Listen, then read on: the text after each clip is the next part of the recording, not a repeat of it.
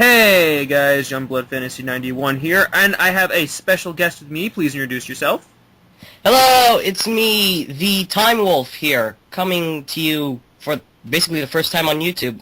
Nice. And I'm here with, well, me. We're here to do a communication breakdown rant, which is an epic title, by the way. He suggested it. You should thank him. Hello. So, today we're going to be ranting on something that people have really been polarized about, and this is concerning the new game Portal 2. Now, if you know the story, you've heard the news report about the whole I'm being adopted joke used in the Portal 2 games. And people got hypersensitive about that and actually complained to the news station, and they did a story on it. Now, what do you have to say on the subject, Timewolf? Well, Hobbs, I really have to say that this is totally, as Spock would say, illogical. Because what I think of is, if you're having such a problem with your kid, hearing just one line, which lasts barely a second, and I counted it, in a video game, then obviously you have way too much time on your hands. It's like this time when I saw this woman who actually wrote a 30-page report on how this white teacher slapped her black son. And I gotta tell you, it was not pretty. Oh, dear God. Yeah, that sort of thing is very abysmal. From my point of view, I'm not really much of a gamer. You can say I'm a very, very, very casual gamer. Very, very. But when I see references like that in video games, when, like, the rating is, like, E through 10 or whatever, really you shouldn't take that seriously. In fact, if people paid attention, I've actually seen people expose this before, but if you pay attention, after the character says, fatty, fatty, no parents, GLaDOS comes to your defense. And he actually says, oh, well, what's wrong with being adopted? So it's like, wow, she's defending you, and it's not necessarily a bad thing, and then they portray it as not a bad thing. So, I mean, they're overreacting over something that's taken out of context, and that's usually what the news media does. Takes things out of context, they take one line out of context, and they just blow it out of proportion. Would you agree?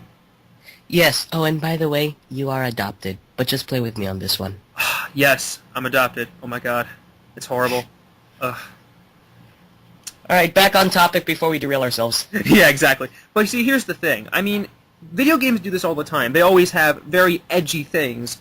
Lots of video games feature edgy stuff like violence, gore, and, you know, lots of stuff, like very sensitive issues. And I agree. Even racing games that I've played feature very dramatic crashing scenes. And it's portrayed so realistically. But at the same time, even if you're like, you're the one crashing and driving the car, you're like thinking to myself, oh my God, I am so fucked right now. Exactly, you know? You don't even pay attention to that. It's like you sort of blend into the game. Why the 10-year-old kid said she didn't hear it is because she didn't want to think about it and because she thought it was, you know, not offensive to her. And besides, if she's perfectly comfortable with hearing references to her being adopted, well, not specifically her, but, you know, references to adoption in a video game, and she's already 10, then she should already be able to handle it. I mean, she even said it herself to her dad. I never heard the line in the video game. And her dad's like, I don't believe her. It's as if she doesn't want to talk about it yet, which I think is absolute bullcrap.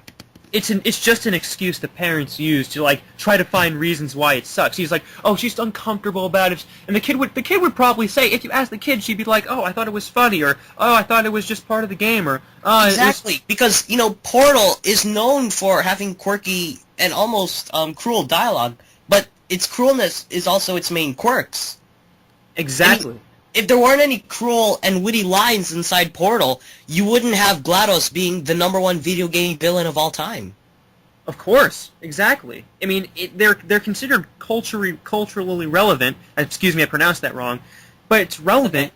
Yeah, it's okay. Thank you. It's relevant because it's just dark humor and sarcastic, and people eat that up. I mean, most video games, and in fact, even other media actually try to do this. I mean, think of all the dirty jokes in Animaniacs. No one complained about that. No one censored that. And that's because... No, fingerprints. Yes. I don't think so. Yes, exactly. And no one caught that, and no one complained, and no one made a bitch fit about it. So if people were comfortable with it back in the 90s, why can't people be comfortable with it now? You know what I mean? It's like... Ugh. Because everyone is now so politically correct. Like, we can't call people Negroes anymore. We have to call them blacks. Now we can't call them blacks anymore. We have to call them African American. You can't call an Asian Orient. You have to call them Asian American. Exactly. And these people are being paid to make people sound nice. It's the same in both, you know, language and in video games. they're actually having people try and make these things as if the way you say it will make everything all better. Right. It's like, think about it this way. If you have a creative talent in one certain area, like artistry, for instance, and you want to portray what you see in your mind, landscapes, pictures, people, all that stuff, but the specter of political correctness will say, oh, you shouldn't have any naked ladies, oh, you shouldn't have any curse words, oh, you shouldn't have this picture here because it's offensive to children, or it's offensive to other people, or people will take this seriously. You don't know what other people will think. That's like assuming that everyone thinks the same way. That doesn't make any sense. Political correctness assumes that everyone follows Ash's conformity, when technically that's not the case. It's like... May I make an example? Go ahead. Okay, here's a perfect example of how people can misconstrue anything. Alright. Every time I clap my hands, an African child dies. Oh God. Exactly. And then someone in the audience, stop fucking clapping your hands! Exactly. It's like, and, what? It's these people who are the ones that are shouting and cannot take the dark humor. I mean, even Bono, who is a big dick, who does have a sense of humor, and he's using it to his own advantage, but people don't see it. They just see him as an offensive dickwad. Right. Exactly. I mean... It's as if... Yeah, it's basically political correctness draining the humor out of everything. Right. It's just so stupid. I mean, you can't be funny anymore, You have to always be like this prim and proper image, Everyone's like this ubermensch of a being, Nah, man, nah. Nothing... If you take life too seriously, then you're missing out on the simpler things. And I like the simpler things in life. Just laughing with friends, chatting with people, chatting with my family, all that stuff. If you can't... I do, too, except the chatting my family part. Yeah, that's all right. Well, we're from different circles, so that doesn't... So, I mean, it's not that much of a big deal. But the thing is, you can't have humor without, being, irreverent every once in a while, I mean... South Park does it every episode. All the bloody time. Exactly. There's nothing they would try to talk about. Nothing. And if, of course, they have offended some people over time. Examples, the Muslims, Scientologists, Copper Cab, whom, of course, you've commentated on. Yeah. And many other people who've, they've taken to their advantage. But yet, aside from those two people, because I know Copper Cab's the only ginger I've seen who backlashed on it, and I already did commentate on him, they haven't, made anyone angry. I mean, even Jersey Shore, who was, of course, made fun of, and everybody absolutely hates their ass, they were actually overjoyed that they made it onto South Park. Yeah, they were laughing so hard. In fact, I remember one of the Jersey Shore casts, I guess it was The Situation, being on a roast of Donald Trump. He made all those terrible jokes, no one even laughed, and he just took it in stride and said, whatever, ugh.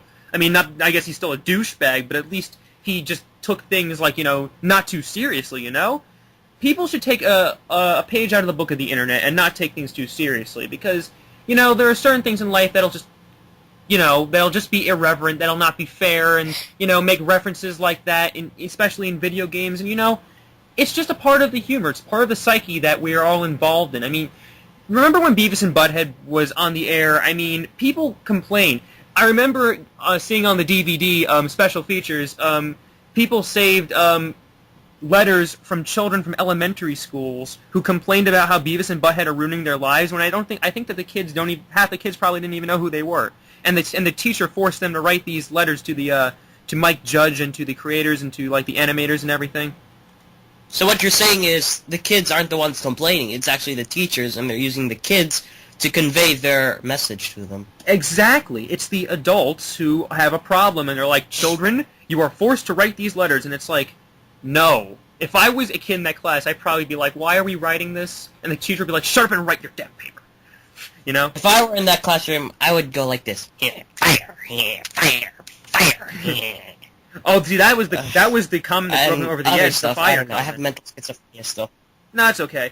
But you bring a good point. It was the fire comment that brought them over the edge. Now they can't say fire anymore, so in one episode of Beavis and Butthead, they're like, fire, they were like, oh, never mind, Fire here! Fire! Fire here! Oh, Beavis. Well, do we have any final thoughts on the matter? Not as far as taking things too seriously. But to get back to, of course, the original topic, which was video games. Yes. Let us bring forth the defendant. Uh-oh. One, Jack Thompson, former Floridian lawyer, and of course, enemy of all video games. Mm-hmm. Dear You God, here we say go. about it? Well, here's what I have to say about this. I've been on the internet for the longest time, you know what I mean? And I've seen people complain about Jack Thompson all the bloody time, how he hates video games. Personally, I believe he's too much of a reactionary, and he doesn't care about anyone in the video gaming community. Excuse my dog, guys. They're oversensitive, so don't worry about it. But thing is, he's just hypersensitive about anything. I don't play video games that much, and I can tell he's a hypersensitive jerk because he hates any violence. Any violence. It's so stupid, you know? And as we know, adults take media way too seriously. Exactly. Example, Jack Thompson and the dad with the adopted child.